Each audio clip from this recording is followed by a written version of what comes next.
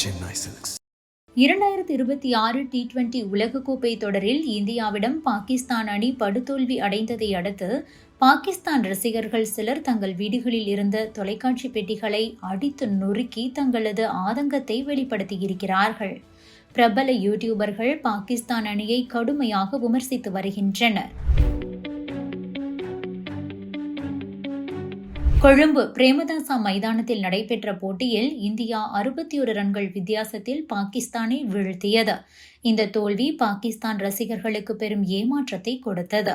போட்டிக்கு முன்னதாக இந்தியாவுடன் விளையாட மாட்டோம் என்று பாகிஸ்தான் கிரிக்கெட் வாரியம் மிரட்டல் விடுத்துக் கொண்டிருந்தது. தற்போது அடைந்த தோல்வியை பார்த்து பிரபல பாகிஸ்தான் யூடியூபரான ஆஹா முஸ்தபா ஹசன் தன்னுடைய வீடியோவில் கடுமையாக பேசியிருக்கிறார். பேசாமல் இந்தியாவுடனான போட்டியை புறக்கணித்திருந்தாலாவது நம் மானம் மிஞ்சியிருக்கும். இப்போது அசிங்கப்பட்டு நிற்கிறோம் என்று ஆதங்கத்தோடு கூறியிருக்கிறார். தோல்வி உறுதியானதும் விரக்தியடைந்த ரசிகர் ஒருவர் தனது வீட்டிலிருந்த டிவியை அடித்து நொறுக்கும் வீடியோ சமூக வலைதளத்தில் வைரலாகி வருகிறது. இந்தியாவிடம் மீண்டும் தோற்றுவிட்டோம். அந்த விரக்தியில் நான் டிவியை உடைத்து விட்டேன். மிகவும் அவமானமாக இருக்கிறது என்று ரசிகர்கள் கண்ணீருடன் பதிவிட்டு வருகின்றனர். சூரியகுமார் யாதவ் சொன்னது சரிதான்.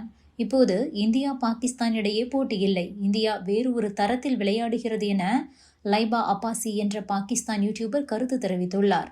பாகிஸ்தான் அணியின் முன்னணி வீரரான பாபர் அசாமை ரசிகர்கள் கடுமையாக சாடி வருகின்றனர். பாபர் அசாமை கிங் என அழைப்பதை முதலில் நிறுத்துங்கள். அவர் அணியில் இருக்கவே தகுதியற்றவர்.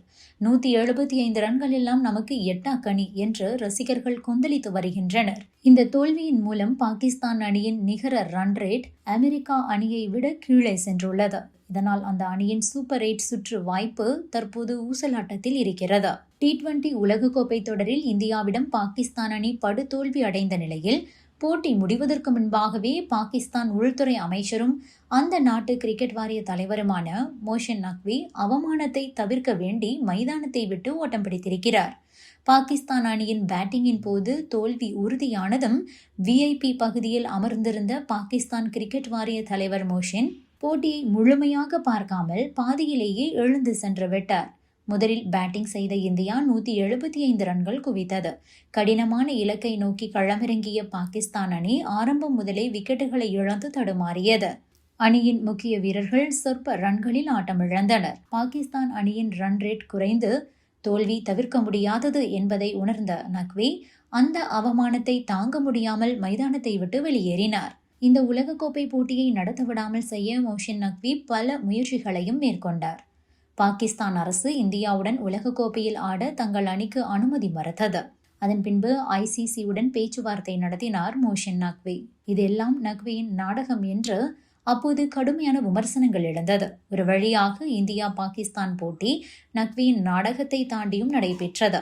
இந்த நிலையில்தான் பாகிஸ்தான் வெற்றி பெற்றால் மைதானத்திற்குள் சென்று இந்தியாவை வீழ்த்திவிட்டோம் என பெருமை காட்டுவதற்காகவே நக்வி இலங்கை வந்தார். ஆனால் நடந்ததோ வேறு. இந்தியா அடித்த அடியை பார்த்து அவர் பாதி போட்டியிலேயே வெளியே சென்று விட்டார். பாகிஸ்தான் பத்திரிகையாளர்களும் இந்த தகவலை உறுதிப்படுத்தினர். மைதானத்தில் இருந்த பாகிஸ்தான் ஊடகவியலாளர்கள் போட்டி முடியும் தருவாயில் VIP கேலரி காலியாக இருந்ததையும் நக்வி அங்கிருந்து கிளம்பியதையும் உறுதி செய்துள்ளனர். பாகிஸ்தான் அணி 114 ரன்களுக்கு சுருண்டு படுதோல்வி அடைந்த போது ஆறுதல் சொல்லக்கூட வாரிய தலைவர் அங்கு இல்லை என்பது அந்த நாட்டு ரசிகர்களை கோபத்தில் ஆழ்த்தியது. பரம எதிரியான இந்தியாவிடம் தோற்பது பாகிஸ்தான் ரசிகர்களுக்கு எப்போதும் ஏமாற்றம் அளிக்கக்கூடிய ஒன்று.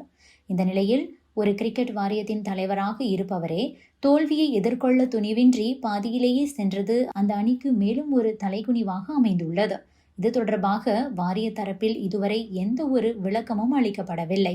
இது போன்ற முக்கியமான போட்டிகளில் வெற்றி தோல்வி சகஜமென்றாலும் அணியின் இக்கட்டான நேரத்தில் உடன் இருக்காமல் நக்வி சென்றது பொறுப்பற்ற ஒரு செயல் என்று சமூக வலைதளங்களில் ரசிகர்கள் கடும் விமர்சனங்களை முன்வைத்து வருகின்றனர். Subscribe to One India and never miss an update.